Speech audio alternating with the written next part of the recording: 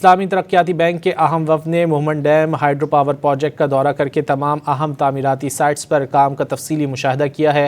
اسلامی ترقیاتی بینک نے تعمیراتی کاموں کی رفتار اور معیار پر اطمینان کا اظہار کیا ہے۔ مزید جان لیتے ہیں ڈان نیوز کے نمائندے علی وقار سے۔ جی علی وقار۔ جی بالکل، یہ 3 رکنی وفد جو اسلامی ترقیاتی بینک کا پاکستان آیا اور انہوں نے مومن ڈیم کا جو تعمیراتی سائٹ ہے اس کا دورہ کیا ہے۔ وہاں پر انہوں نے وابستہ حکام نے اور کنٹریکٹرز نے وفد کو بریفنگ دی ہے، جس میں تعمیراتی کاموں کی رفتار اور معیار پر اسلامی ترقیاتی بینک نے اطمینان کا اظہار کیا ہے۔ دیگر معمول پر بھی اسلامی ترقیاتی بینک نے منصوبے کی تکمیل کے لیے مکمل تعاون کی یقین دہانی کروائی ہے، اور انہوں نے یہ کہنا ہے کہ مومن ڈیم کے لیے اسلامی ترقیاتی بینک $180 ملین کی مالی معاونت فراہم کر رہا ہے، جس کی مدد سے جو ڈیم کے سپل وے گیٹس ہے، ڈائیورژن ٹنلز اور پاور ہاؤس کی ٹربائن اور جنریٹرز وہ ان فنڈ سے خریدے جا رہے ہیں۔ تو وابستہ حکام کا یہ کہنا ہے کہ منصوبے کو شفاف طریقے سے پایہ تکمیل تک پہنچایا جائے گا اور تعمیراتی معیار پر کسی قسم کا کوئی